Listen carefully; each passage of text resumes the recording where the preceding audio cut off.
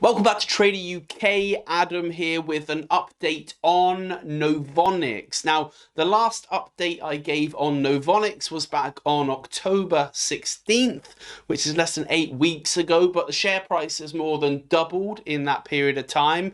It then pulled back about 30% before recovering fairly well. There's also been a good amount of news in that time as well. So today I want to cover that news in general. I want to take a look at what caused that flash crash that we saw. I'll look at a couple of catalysts that are still on the horizon for this company, and then I'm also going to reveal my position in Novonix. Now, it's not a huge amount of money, but I do think that if I am talking a stock up, which is essentially what I'm doing today, then I should be open about how much skin I actually have in the game. So stick around with me and I will reveal that as well. Before we do get into it though, as always, if you can like and subscribe for more content. Now, don't forget, if you are from the UK or from the EU and you are looking for a platform that offers access to Novonix, then I've left a link down below to Degiro, which for me is a platform that always offers the widest range of products. Often, when I can't find a stock elsewhere, like was the case for Novonix actually, it's Degiro that tends to come out with the goods. So you can check out the link down below to join me on the platform. Now, this here is the Novonix chart. Just bear in mind, this is in euros. A lot of people see this displayed in Australian dollars because Australian-based company listed in Australia as well, but this is the euro chart. This is the 6-month chart that I'm looking at here.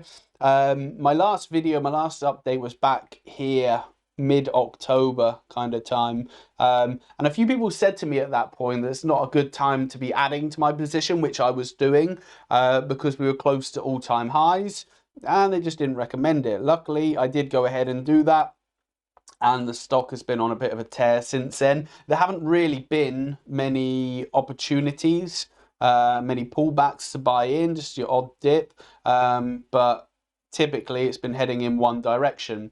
Then we got this massive sell-off. So here we lost about a third of the value of the company in about a 48-hour period. In fact, at one point in one day, intraday, it was down about 33%. It closed about 25% down that day and then fell another 10% the following day. So really, and it's recovered a little bit since then. It's actually on the uptrend now.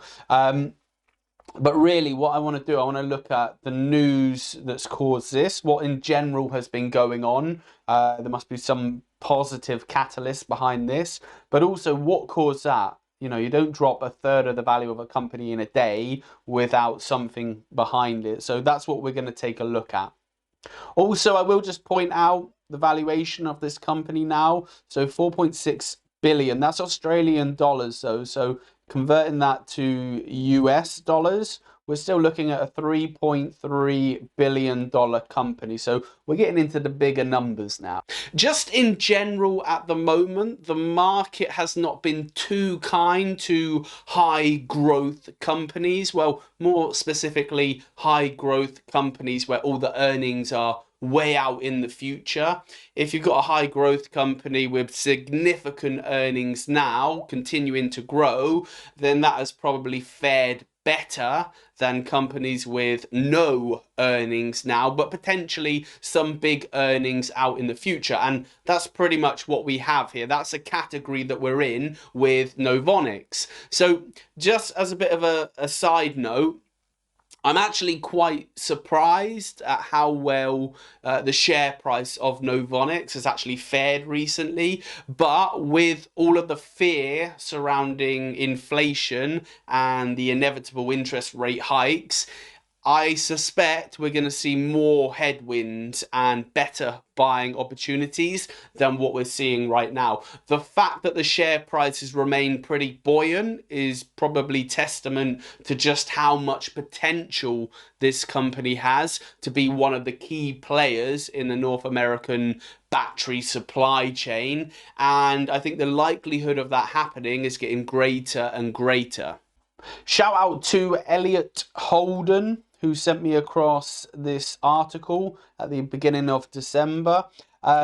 This article is talking about the opening of their facility in Tennessee, which we already knew was going to happen, but at the beginning of December, they had a bit of a do and a bit of an opening, not ceremony, but a bit of a celebration regarding that. But it's actually, if you read the article, they're talking about starting work. They began building the new factory in Tennessee, so it's not open yet. We're not expecting production until 2022 for their synthetic graphite on that site. But if you read the article, it does say here, once production at the plant begins in 2022, it will be the only manufacturer in the United States of synthetic graphite qualified with a top-tier battery cell manufacturer.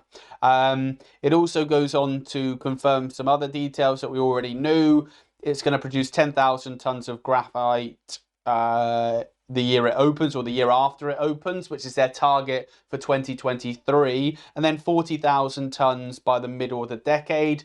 It doesn't mention there they also have a target of 150,000 tons by 2030 as well. It does mention in this article another bit of information which I wasn't aware of. So I don't know how substantiated this will be, but I've read it in a couple of articles now. Local news source ABC9 reported that Novonix CEO Chris Burns said the company will help source anode materials for VW's EV batteries. So that in itself is a big partnership, and that is most likely, maybe some insiders knew that, because that story wasn't until the beginning of December, but maybe some insiders knew that, and that's why we've seen this big run up here. But certainly that's a positive piece of news. Now the only thing for me is that when I did my analysis back in October,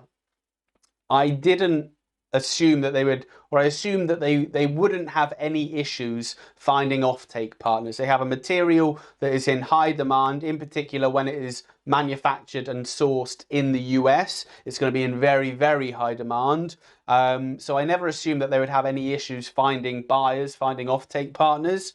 But again, it's good to see those big names being mentioned. And if you go and take a look at VW, of course they're a big manufacturer, but it doesn't mention which vehicles it'll be used for. But even in the US, they sell 300,000-400,000 vehicles a year. So it's a very big name to be partnering with. And given that, you know, there's about 70 kg of this graphite in a typical EV, you know, that's a big chunk of what they're going to be producing, potentially going off to VW. We don't know the details of that. We don't know if they'll be the only partner, if they'll use, you know, Novonix for all of their sourcing, but potentially it's a very big deal. So overall, yes, very positive, and I would say those are the bits and pieces that have been leading to this run up in the stock price. But what's interesting was the flash crash that we saw. You know, why did this happen? So in terms of news, we have to go and look at the Novonix investor relations page, because on the day that this happened, or shortly after this happened, this big sell-off, the ASX in Australia requested information from Novonix to establish why this trading was taking place, and Novonix responded with these points. Now, the first point that they make was, or first reason that they gave for the volatility, was that the company had received inquiries from shareholders regarding the final director's interest notice for Greg Bainton that was lodged with the ASX on the 2nd of December. Novonix confirmed that Greg Bainton has not sold any of his shareholding in Novonix. So that's interesting. Obviously, investors were a bit concerned that directors were selling off shares potentially, maybe realizing some profits with the rich valuation that we were seeing, and maybe it was spooking them a bit. But Novonix confirmed that wasn't the case, which is good news. There is a point at the bottom about Novonix being mentioned in a newspaper. I don't think that's too relevant. They get mentioned in a lot of articles, and I think that's positive news anyway. The second point, though, this is what triggered that sell-off, in my opinion. So it says here, a CNBC article reports that Tesla is seeking an extended tariff waiver for Chinese graphite imported into the USA, because currently only mainland China could provide the quantity of graphite it needs in flake or in powder form to manufacture its batteries in the US. So Novonix continues to maintain its targets. Now, obviously, this is what's triggered the sell-off, but just to know a little bit more about this, it's not just Tesla, it's every EV battery manufacturer in the US that has made comments on this. It just so happens that the deadline was fast approaching and Tesla made their comments at that point. But there's a lot of battery manufacturers and EV manufacturers in the US that are pushing for the same. Now, I don't see this as much of a problem. I imagine the sell-off has occurred because a lot of people associate Novonix with Tesla, either by way of potential acquisition. There were rumors about Tesla acquiring Novonix, or by way of a partnership. So potentially people are reading this thinking that partnership or that acquisition is not going to go ahead, and they're closing their positions. Now, for me, I don't see this as an issue at all in the long term. The US needs to decrease its reliance on, the Chinese supply of synthetic graphite. They're going to continue to do that. Whether they, waive some tariffs in the meantime, whilst companies like Novonix are increasing their production capabilities, to be honest, who cares? That's not going to be a long-term solution. We know they're going to reduce the influence of China on their supply chain. So I don't think this has any impact in my long-term outlook for Novonix. But certainly this here, point B, is what has triggered that big sell-off on the 2nd and 3rd of December. Now, I just want to point out a couple of catalysts that are still on the horizon for Novonix. These are known catalysts as well. So, of course, I expect there to be quite a lot more than this as they talk about partnerships and as they reveal opportunities, but these are two events that I will be watching out for. The first is the recognition of income in the financial statements for this Tennessee plant that is launching. Of course, we can see that they're not really going to have any problem shifting the product because it's in high demand. But the question is, how much is it going to sell for? Are they going to achieve a premium for a high-grade graphite that's produced domestically in the US? And if so, how much of a premium? It's also going to be a good chance to see what kind of margin they're going to achieve, how much they're going to take to the bottom line.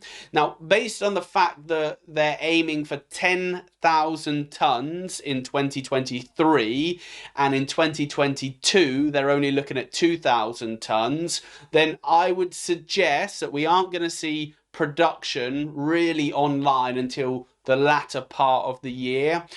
So maybe we'll see this recorded in the final 2 quarters, if not the final quarter of 2022, to see that income in the financial statement. So that is certainly something I'll be keeping an eye on.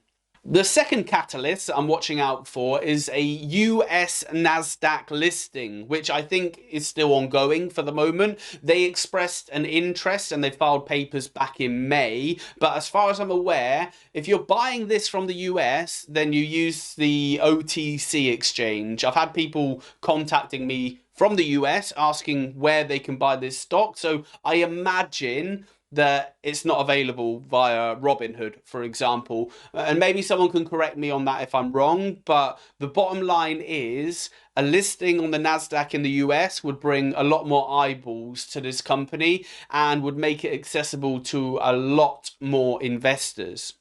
Given how well the share price has performed recently, given the attention that they are already generating at the moment, now might be considered a good time to push that listing through. Now, my position in Novonix, as promised, this one started as an outside position, a very small one, but it performed so well that I ended up adding a significant amount more to the position. From there as well, it's just continued to perform well. So it's grown into something more substantial than I was expecting it to be. But now I will continue to add. This is cemented in my portfolio as a large position, and I want it to be probably the largest position in the portfolio. So as it stands, I have just under 1,000 shares in Novonix, about 5,600 euros. But again, I will look to add to that and increase my position.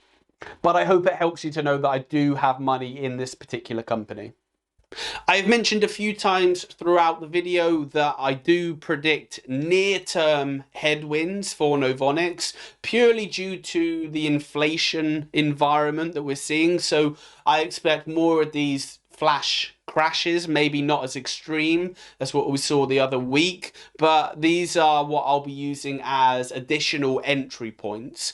I have no intention of selling or even leaving my position as it is. I will continue to buy in under the right circumstances and at the right prices, and no doubt make this the biggest position within my portfolio. That is everything for today. Thank you as always for watching, and I'll see you next time.